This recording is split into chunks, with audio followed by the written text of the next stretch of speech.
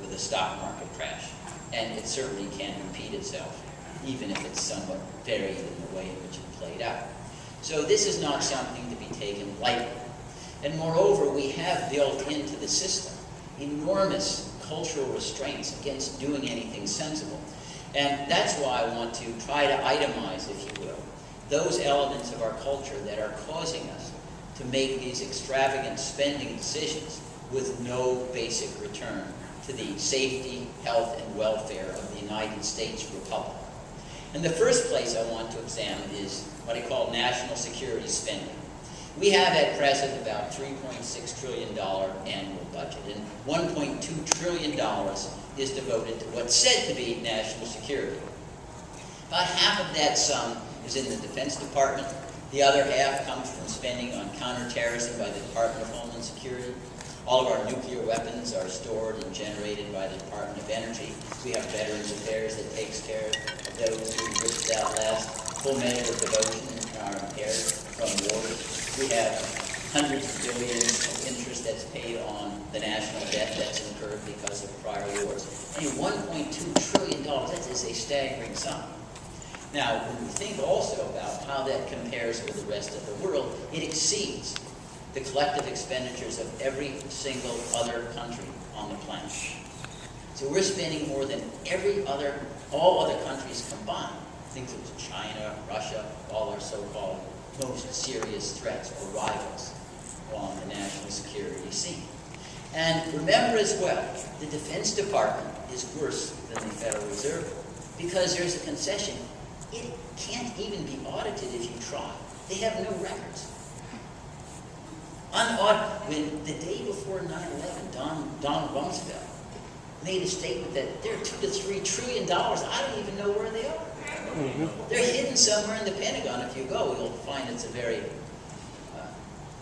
maze-like institution. You could hide a lot of money, but $2 or $3 trillion, not even knowing where it is.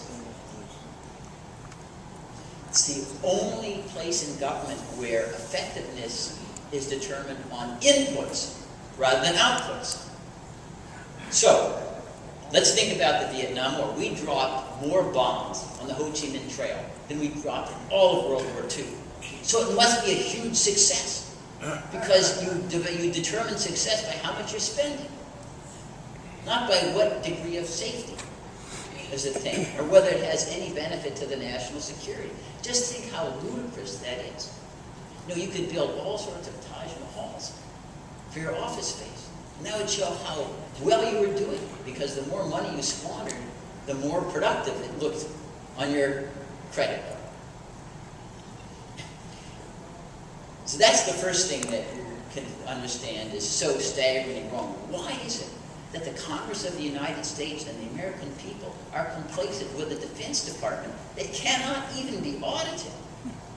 Now, have you heard members of Congress stand up or the President say this is a disgrace? We're going to send auditors over there and find out where this money is going to be, otherwise we're going to shut things down? No, it's not even a subject of debate. $1.2 trillion off of the outside the auditing system. And there's no serious protest at how absurd this is. One of the reasons why President Obama was able to initiate war unilaterally in Libya, he just spent money on that hadn't been appropriated for that purpose. He just took it out of the slush fund. Right now, it's only needed to spend $1 to $2 billion, relatively decimal points on the Defense Department's balance sheet. But the American people, well, we're a national security state. We can't second guess what the generals tell us, we ought to believe. And then when we ask, well, what is this $1.2 trillion purchasing for us?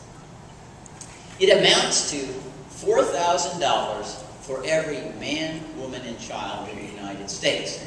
So think about this. Suppose I took all the people in the audience and said, I have an insurance policy for you. It's a great deal. You pay me $4,000 per year, and I'll guarantee I'll insure you against being killed by Al-Qaeda.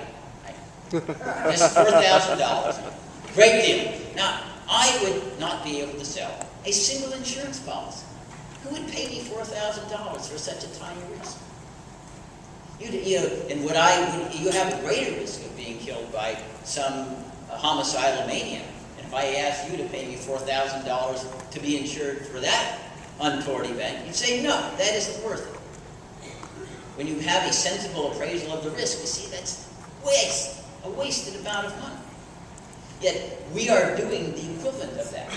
Only the government coerces us into buying that insurance policy, but the American people accept it, saying, are you really certain that all those people living in caves in Afghanistan are about ready to come over on Kon-Tiki rafts to the United States and shoot us and overthrow the government?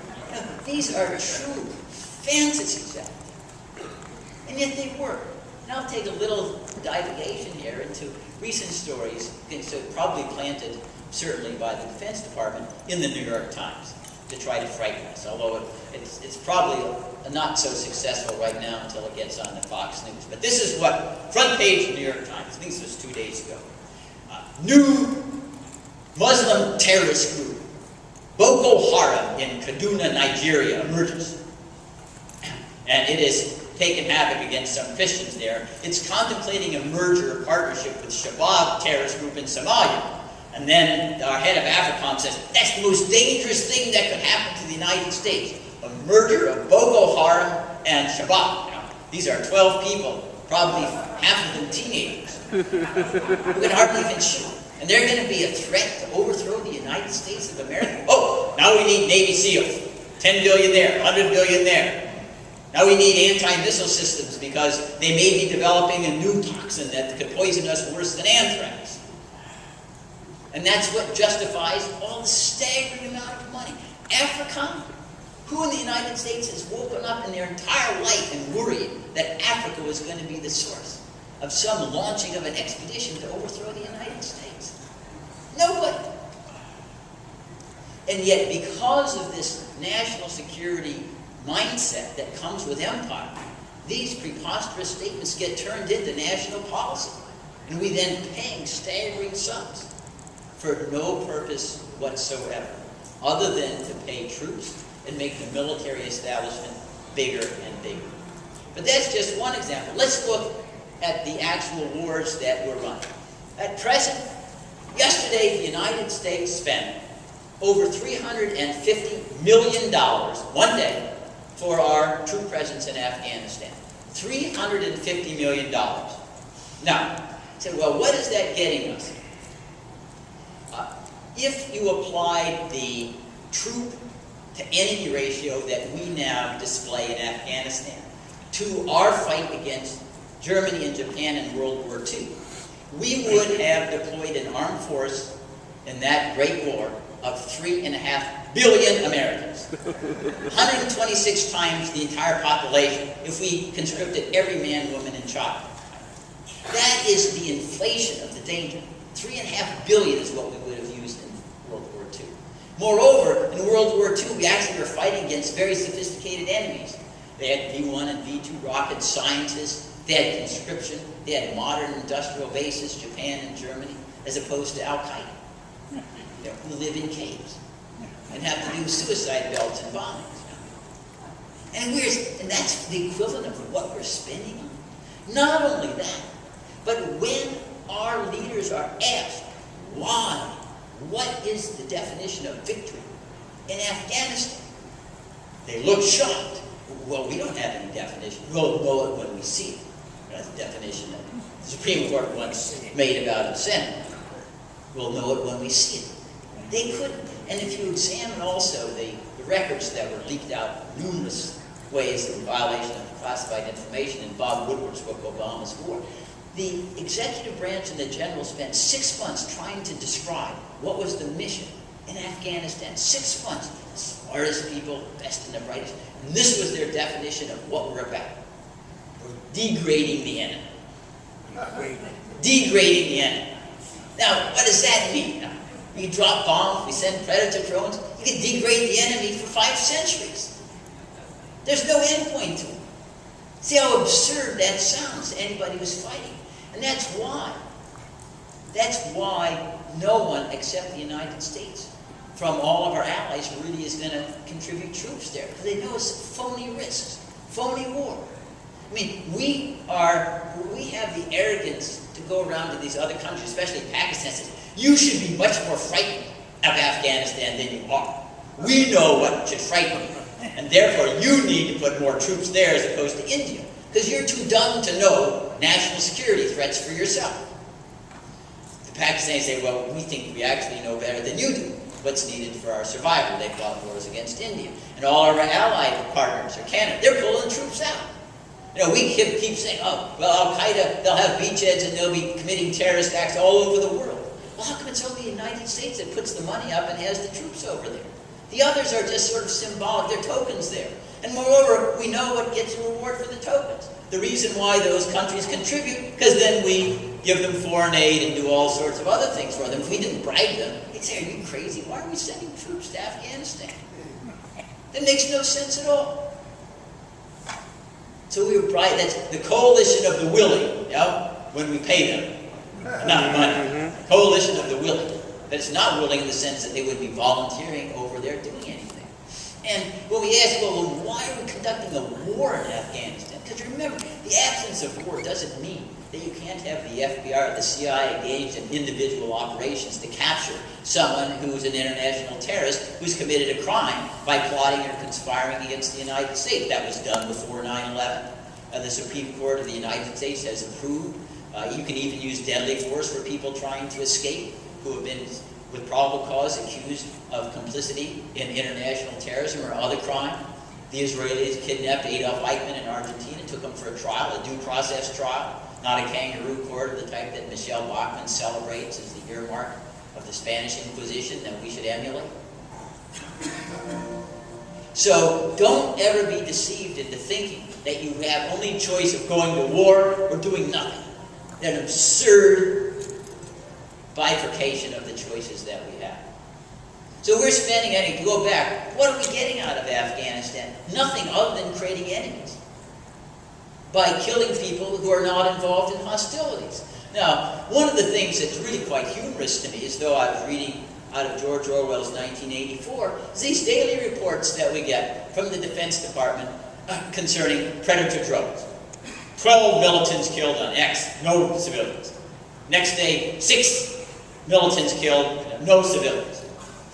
I keep asking, how do they know they're militants? Do you think they do post-mortems and go in and, oh wow, look at it, he's got a carrying card that says, standing member of Al-Qaeda, no dues. Or he wears a number, number 17, Al-Qaeda. You think that's what these people are about? This idea of they're identifying a militant is just made up out of whole cloth.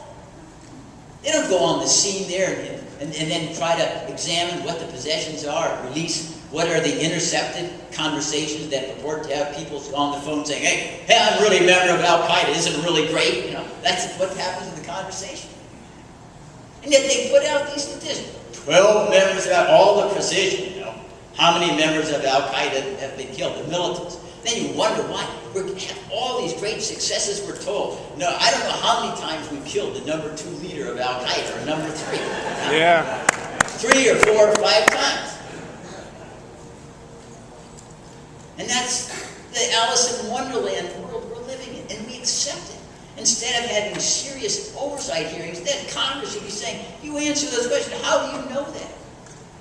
Why are you causing us to spend all this money for nothing? No hearings at all.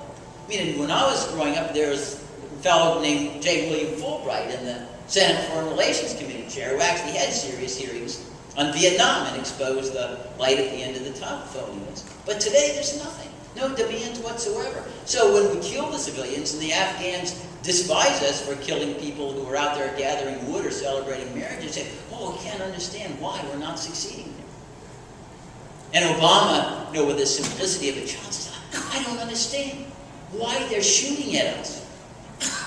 I mean, just because we send predator drones, that's no reason. Their deaths are different than ours. We're the good guys, they're the bad guys. And it's that kind of arrogance that makes the spending counterproductive. It creates enemies that wouldn't be there otherwise. Did anyone think that Afghanistan, on their own, just has an inherent hostility towards the United States? That's ridiculous if we left it alone. We were meddling there when the Soviet Union was in. And this is where the results have been Al-Qaeda. because we don't have anything but ulterior motives, which is the definition of what governments do. And the people abroad aren't duped into thinking we're there for benevolent reasons.